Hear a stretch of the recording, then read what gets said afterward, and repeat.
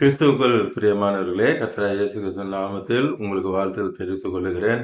இந்த புதிய நாளிலும் அப்பா உங்களை புதிய நன்மையினாலும் புதிய கிருபைகளினாலும் உங்கள் ஒவ்வொருவரையும் ஆசீர்வதிப்பாராக. இந்த காலை நேரத்திலும் அப்பா உங்களோடு கூட பேச போகிற வார்த்தை நீதிமொழிகள் 8ஆம் அதிகாரம் 18ஆம் வசனம். Proverbs 8th chapter verse 18. ஐஸ்வர்யமும் கனமும் நிலையான பொருளும் நீதியும் என்னிடத்தில் உண்டு. சர்வ வல்லமுள்ள தேவன் நம்ம அப்பா கிட்ட ஐஸ்வர்யம் இருக்கு, கனம் இருக்கு, நிலையான பொருளும் நீதியும் அப்பா கிட்ட இருக்குது. இந்த காலை நேரத்துல அப்பா சொல்றாங்க, உங்களுக்கு அவருடைய மகிமையின் ஐஸ்வர்யத்திலிருந்து பிலிப்பியர் 4:19 சொல்வது போல, என் தேவன் தம்முடைய ஐஸ்வர்யத்தின்படி உங்கள் குறைவுகள் எல்லாவற்றையும் கிறிஸ்து இயேசுக்குள் மகிமையிலே நிறைவாக்குவேன் என்று சொல்லுகிறார். நீங்க என்ன பிரச்சனையோடு கூட பார்த்து கொண்டிருந்தாலும் சரி, அந்த எல்லா காரியத்திலும் அப்பாவுடைய மகிமையின் ஐஸ்வர்யத்திலிருந்து பணம் மாத்திரமல்ல, உங்களுக்கு என்ன தேவையோ அதை அவருடைய மகிமையிலிருந்து நான் நிறைவேற்றுவேன் என்று சொல்லுகிறார். இன்னைக்கு கடன் பிரச்சனையோடு கூட பார்த்து கொண்டிருக்கலாம். எனக்கு ஆயிரக்கணக்குல கடன் பிரச்சனைன்னு சொல்லி நினைக்கலாம். சிலர் எனக்கு லட்சக்கணக்குல கடன் பிரச்சனை இருக்குன்னு சொல்லி நீங்க பார்த்து கொண்டிருக்கலாம். சிலர் கோடிக்கணக்கில் எனக்கு கடன் பிரச்சனை இருக்கு பிரதர், இதுல இருந்து என்னால வரவே முடியாது அப்படின்னு சொல்லி நீங்க நினைத்து கொண்டிருக்கலாம். அப்பா சொல்றாங்க, அவருடைய மகிமையின் ஐஸ்வர்யத்திலிருந்து உங்களுடைய எல்லா பண தேவைகளையும் அவர் சந்திப்பார். அவருடைய மகிமையிலிருந்து உங்களுக்கு தேவையான சுகம் தருவார், உங்களுக்கு தேவையான ஆரோக்கியம் தருவார், உங்களுக்கு தேவையான சமாதானத்தை தருவார், உங்களுக்கு தேவையான சந்தோஷத்தை தருவார். எல்லாவற்றையும் கொடுக்க அப்பாவுக்கு வல்லமை உண்டு.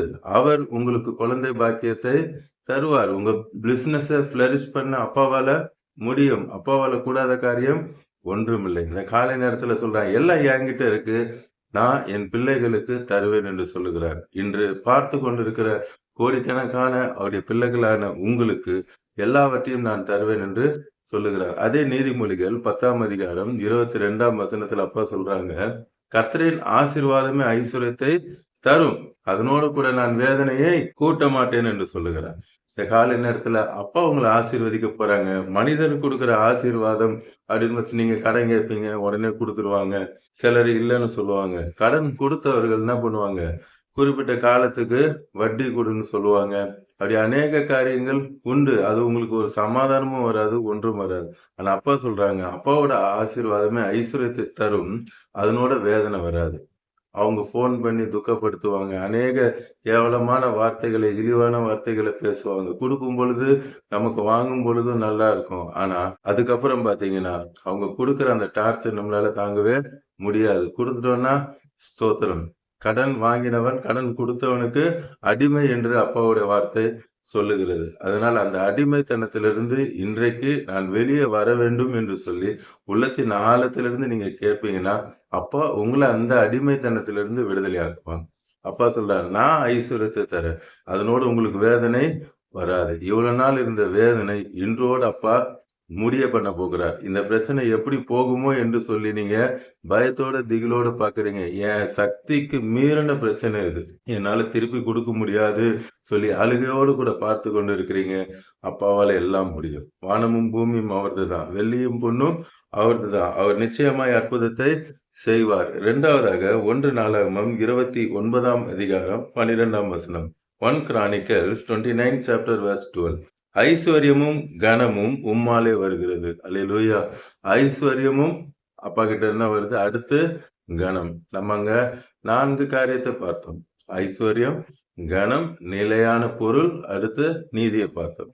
இங்க கனமும் யார்கிட்ட இருந்து வருது? அப்பா கிட்ட இருந்தா வருது. தேவரீர் எல்லாவற்றையும் ஆளுகிறவர். அவர் தான், அப்பா தான் எல்லாவற்றையும் ஆளுகிறவர். அப்பாவுடைய கரத்துல சத்துவமும் வல்லமையும் உண்டு.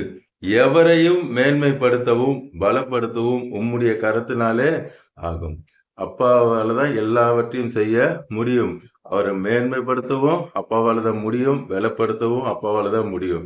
அதனாலதான் இந்த காலை நேரத்துல பார்த்து கொண்டிருக்கிற கோடிக்கணக்கான அவருடைய பிள்ளைகளான உங்களை பார்த்து தான் சொல்றாங்க, உங்களை மேன்மைப்படுத்த அப்பாவால முடியும், உங்களை கனப்படுத்த அப்பாவால முடியும், உங்களை பலப்படுத்த அப்பாவால முடியும். 1 ராஜாக்கள் 11ஆம் அதிகாரம் 38ஆம் வசனம். 1 Kings 11th chapter verse 38. நான் உனக்கு கட்டளையிட்டதெல்லாம் நீ கேட்டு கை கொள்ளணும். அப்பாவுடைய வார்த்தையை நம்ம கேட்கறது மாத்திரம் இல்ல, அதை கை கொள்ளணும். நீ என் வழிகளில் நடக்கணும். அடுத்து அப்பா சொல்றாங்க, அப்பாவோட வழிகள்ல நீங்க நடக்கணும். அவர் எப்படி நடக்கணும் என்று சொல்றாங்களோ அந்த வழிகளில் நடக்கணும்.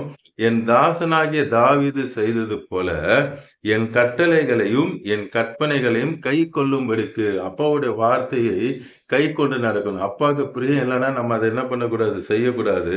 கை கொள்ளும்படிக்கு என் பார்வைக்கு செம்மையானதை செய்கிறது உண்டானால், அப்பாவோட பார்வைக்கு எப்படி செய்யணும், செம்மையானதாக செய்யணும். அப்பாவுக்கு பிரியமானதா செய்யணும். அப்பாவுக்கு பிரியம் இல்லாத ஒரு காரியத்தையும் செய்ய கூடாது. நமக்கே தெரியும், நம்ம மனசாட்சிக்கு தெரியும். சில காரியங்களை செய்யும் பொழுது அது செய்தா அப்பாவுக்கு பிடிக்காதுன்னு தெரியும். பிடிக்காதுன்னு தெரிஞ்சா இம்மிடியட்டா ஸ்டாப் பண்ணணும்.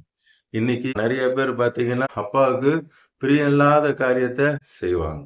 அது எல்லாவற்றையும் இன்று அப்பா கிட்ட ஒப்புரவாகி விட்டுவிட வேண்டும். சரிப்பா, உங்களுக்கு பிடிக்காதது எனக்கும் பிடிக்காது என்று சொல்லி அப்பா கிட்ட ஒப்புரவாகி விட வேண்டும், விட்டுவிட வேண்டும். செம்மையானதை செய்கிறது உண்டானால் நான் உன்னோடு இருந்து, அப்பதான் அப்பா சொல்றாங்க, நான் உன்னோடு கூட இருப்பேன். நான் தாவீதுக்கு கட்டினது போல உனக்கும் நிலையான வீட்டை கட்டி, உனக்கும் நிலையான வீட்டை அப்பா தருவாங்க. வீடுனா நாட் ஒன்லி பிசிக்கல் வீடு மாத்திரமல்ல, வீடும் தருவாங்க.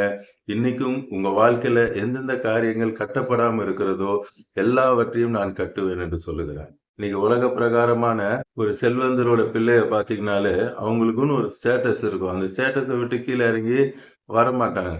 நாம யாரோட பிள்ளைங்க? அண்ட சராசரங்களை படைத்த சர்வ வல்லமுள்ள தேவனாகிய கர்த்தராகிய இயேசு கிறிஸ்துவுடைய பிள்ளைங்க. அப்ப நமக்கு ஒரு ஸ்டேட்டஸ் இருக்கு. நம்மளால பாவம் செய்ய முடியாது. நம்மளால அக்கிரமம் செய்ய முடியாது. அதுதான் சொல்றாங்க. செம்மையான வழியில உங்களை பார்த்தோன்னே என்ன சொல்லுவாங்க? ஏசப்பாவோட பிள்ளைன்னு சொல்லுவாங்க. நடந்துக்கிற விதம் ஏசப்பா பிள்ளை மாதிரி இல்ல அப்படின்னா, உங்கள் நிமித்தம் கர்த்தருடைய நாமம் தூசிக்கப்படும். அதனாலதான் அப்பா சொல்லுவாங்க, செம்மையான வழியில நடங்க. யாராவது இடர்களுக்கு எதுவாக இருந்தானா எந்திர கல்லை கட்டி கடல்ல போடுன்னு புதிய ஏற்பாடுல அப்பா சொல்லியிருக்காங்க. நம்ம நிமித்தம் நம்ம அப்பாவுடைய பேரு கெட்டு போகக்கூடாது. அதுல நம்ம ஜாக்கிரதையாக இருக்கணும். அப்பதான் அப்பா கூட இருந்து நிலையான எல்லா ஆசீர்வாதத்தையும் தருவேன். இஸ்ரவேலை உனக்கு தருவேன். எல்லாவற்றையும் நான் தருவேன் என்று சொல்லுகிறார். கடைசியில ரோமர் 8ஆம் அதிகாரம் 33ஆம் வசனம். ரோமன்ஸ் 3:33. தேவன் தெரிந்து கொண்டவர்கள் மேல் குற்றம் சாட்டுகிறவன் யார்? அப்பா உங்களை தெரிந்து கொண்டிருக்காங்க.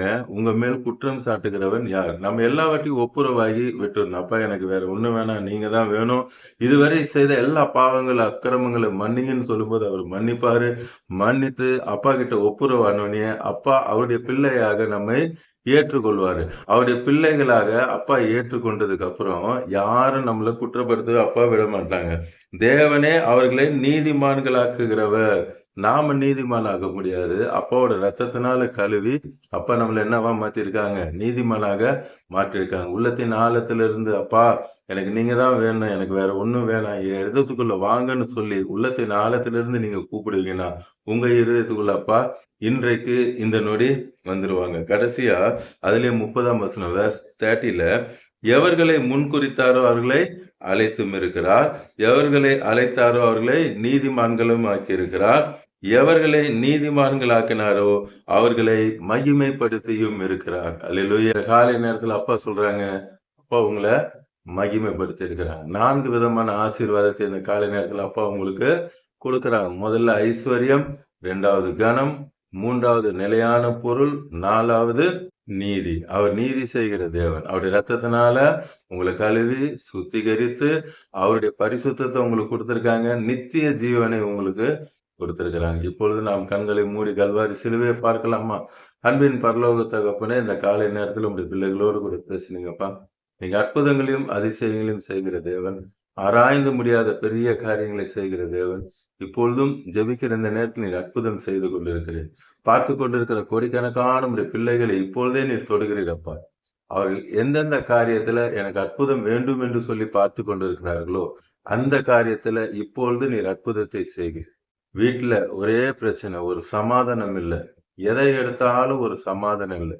சரி, நாளையில இருந்து நம்ம நல்லா இருக்க போறோம், அப்பா ஆசீர்வதிச்சிட்டா நினைக்கும் பொழுது அந்த காரியத்திலயும் ஒரு சமாதானம் இல்லை. இப்படி ஏதாவது ஒண்ணுத்துல சமாதான குறைச்சலாவே இருக்கு. ஏசப்பா சொல்றாங்க, இன்று அந்த தடைகளை உடைக்கிறார். கர்த்தரின் ஆசீர்வாதமே ஐஸ்வர்யத்தை தரும். அதனோட வேதனை வராது. Thank you Jesus. இப்பொழுது உம்முடைய தழும்புள்ள கரம் இந்த பிள்ளைகளை தொட்டு தெய்வீக சுகத்தை தருகிறேன். மரண படுக்கையில் இருக்கிறவர்களுக்கும் இப்பொழுதே உம்முடைய சுகமளிக்கும் வல்லமை இறங்குகிறதற்காக, உம்முடைய ஜீவன் இறங்குகிறதற்காக இந்த நொடியே நீர் சுகத்தை தருகிறீரப்பா. அது எவ்வளவு பெரிய பலவீனமா இருந்தாலும் இந்த நொடியே நீர் தெய்வீக சுகத்தை தருகிறேன். நிலையான நிச்சயமான ஒரு வீட்டை கொடுக்கிறேன். குடும்பத்திற்கு தேவையான ஆசீர்வாதத்தை கொடுக்கிறேன். குழந்தை பாக்கியத்தை கொடுத்து நீர் ஆசீர்வதிக்கிறேன். பிசினஸ்ல இருக்கிற எல்லா பிரச்சனையை மாற்றி போட்டு ஆசீர்வதிக்கிறீரப்பா. வேலை இல்லாம கஷ்டப்படுகிற உங்களுடைய பிள்ளைகளுக்காக நான் ஜெபிக்கிறேன். ஒரு நல்ல நிரந்தரமான ஒரு நிலையான வேலையை நீங்க கொடுங்க. இந்த கான்ட்ராக்ட் வேலை எல்லாம் இல்லாதபடிக்கு. ஆம்ரஜ ஒரு நிலையான வேலை. ஆம்ரஜ சிலர் பாக்குறீங்க, எனக்கு ஒரு வேலை இருக்கு, ஆனா அது ஒரு கான்ட்ராக்ட் வேலை இருக்கு என்று சொல்லி நினைக்கிறீங்க.